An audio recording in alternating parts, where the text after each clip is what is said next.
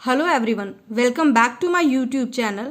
आज के इस वीडियो में हम पढ़ेंगे क्लास 10th के एनसीईआरटी बुक से चैप्टर नंबर 6 की theorems. So let's start theorem 6.1। Before starting theorem 6.1 मेरी आपसे रिक्वेस्ट है कि अगर अभी तक आपने मेरे चैनल को लाइक एंड सब्सक्राइब नहीं किया है तो प्लीज़ सब्सक्राइब कर लें।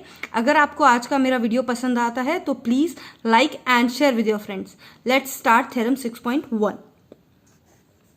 If a line is drawn parallel to one side of a triangle to intersect the other side in distinct point, the other two sides are divided in the same ratio.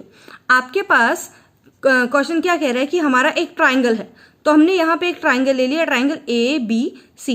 इस triangle में हमें क्या कह रहा है कि अगर हम एक लाइन के पैरेलल कोई भी दूसरी लाइन ड्रॉ करते हैं, तो हमने बेस BC ले लिया और BC के पैरेलल में हमने एक नई लाइन ड्रॉ की है, तो हमें पता है कि जो DE जो हमने नई लाइन ड्रॉ की है वो क्या होगी, हमारे BC के पैरेलल है। ये हमारे क्वेश्चन में हमें दे रखा है और हमें दे रखा है, सबसे पहले हम लिख लेंगे गिवन क्या है, triangle ABC where DE parallel to BC, ये हमें गिवन है। If a line is parallel to one side of a triangle, तो ये हमें गिवन है। हमें क्या प्रूफ करना है कि AD upon DB equals to AE upon EC। तो जो हमें प्रूफ करना है, हमने यहां लिखा AD upon DB equals to AE upon EC। अब इसके लिए हमें पहले क्या करना पड़ेगा, कुछ कंस्ट्रक्शन करना पड़ेगा। तो जो भी हम करते हैं वो हमें इसमें लिखना होता है। तो हमने लिखा कंस्ट्रक्शन क्या किया, हमने join BE and CD means हम B को E से ज्वाइन करेंगे। तो हमने क्या किया, B को E से ज्वाइन किया और हमने क्या किया, join BE and CD। C को हमने किससे ज्वाइन किया, D से ज्वाइन किया। तो हमारी क्या लाइन्स आ गई, BE और CD, ये लाइन हमारे आ गई। अब देखो और क्या कंस्ट्रक्शन किया है, ड्रॉ DM परपेंडिकुलर। ये साइन किसका होता है, परपेंडिकुलर। परपेंडिकुलर मीन्स 90 डिग्री का एंगल बनाना। So DM perpendicular to AC। हमारी जो ये लाइन AC थी, इस पे हमने परपेंडिकुलर ड्रॉ किया, मींस 90 डिग्री का एंगल बनाते हुए एक लाइन ड्रॉ की, जिस पॉइंट को हमने क्या दिया, M। तो DM हमारा परपेंडिकुलर टू AC हो गया। सेम उसी तरीके से हमने क्या किया, EN perpendicular to AB। AB के परपेंडिकुलर में हमने क्या ड्रॉ किया, EN। अब देखो हमें जो प्रूफ करना है हम उसको किस तरीके से करेंगे। हम इसमें सबसे पहले AR का मतलब होता है area, area of triangle ADE। अब देखो जब भी हम शॉर्ट में एरिया लिखते हैं तो हम इसी तरीके से लिखते हैं। तो area of triangle ADE triangle देखो सबसे पहले कौन सा है, ADE। मतलब ये ADE आपका ये वाला जो ट्राइंगल है, इसका एरिया क्या हुआ, ट्राइंगल के एरिया का फॉर्मूला होता है half into base into height. अब देखो इसमें हाफ सिंपली लिखा हमने, बेस क्या है, बेस हो गया इसमें देखो बेस हमारा है AD। अब आप बोलोगे कि मैम आपने AD बेस क्यों लिया, AD को हमने बेस इसलिए लिया है, हम बेस वो लाइन लेते हैं जिसके ऊपर परपेंडिकुलर आता है।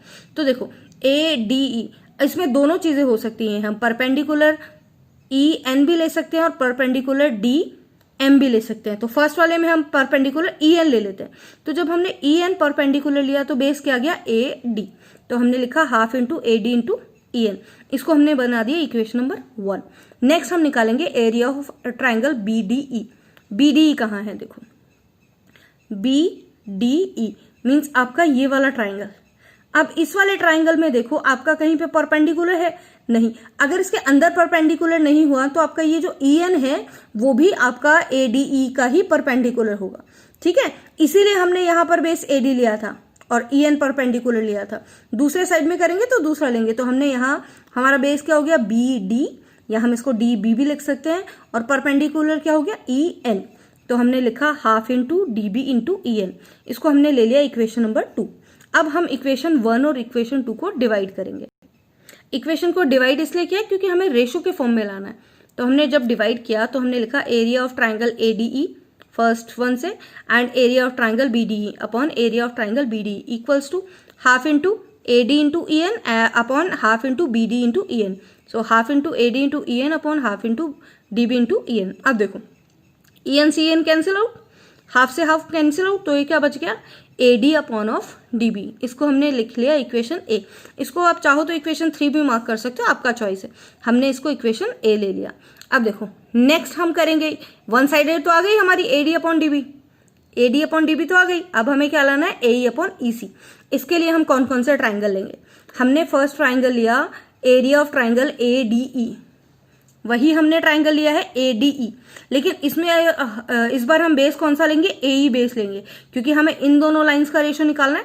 तो हमने लिया बेस AE, तो परपेंडिकुलर क्या हो गया DM, या हाइट क्या हो गया DM।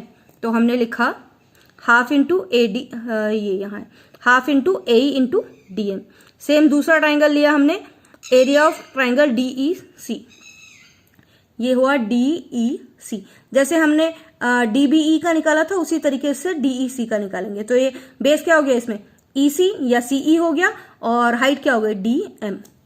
तो हमने लिखा half into EC into DM, इसको हमने दे दिया इक्वेशन नंबर 4। अब जैसे हमने ऊपर वाले क्वेश्चन में किया था डिवाइड इक्वेशन 1 एंड 2, इसमें हम करेंगे डिवाइड इक्वेशन 3 एंड 4। 3 एंड 4 को डिवाइड किया तो थर्ड इक्वेशन क्या है, area of triangle ADE, area of triangle ADE upon area of triangle DEC upon area of triangle DEC।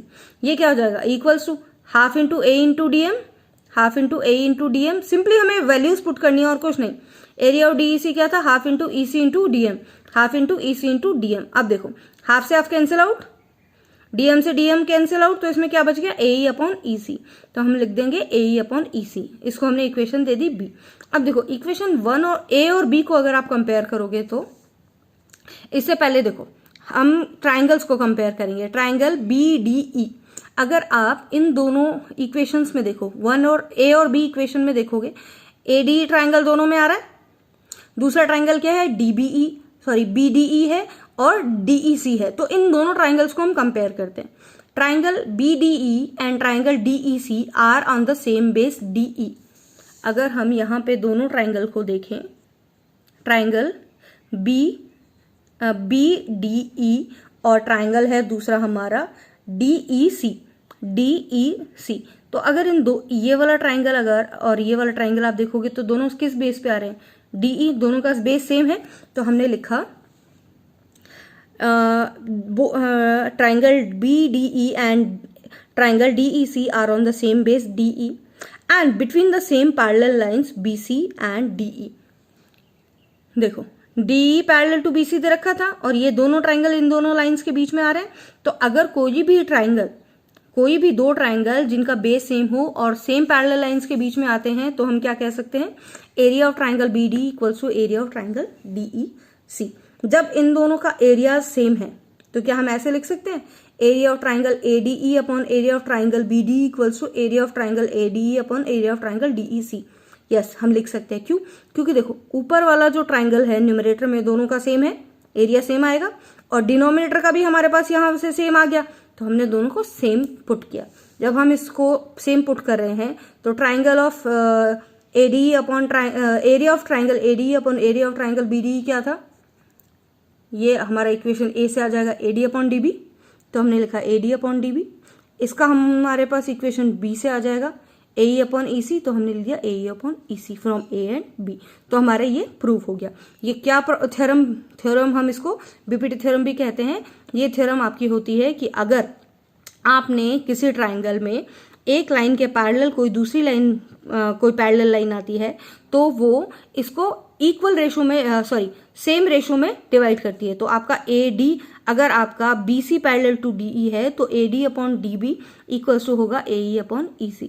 इस पे बेस्ड आपकी नेक्स्ट एक्सरसाइज है जिसके काफी सारे क्वेश्चन इस थ्योरम पे बेस करेंगे। तो इस थ्योरम को आप ढंग से समझ लें।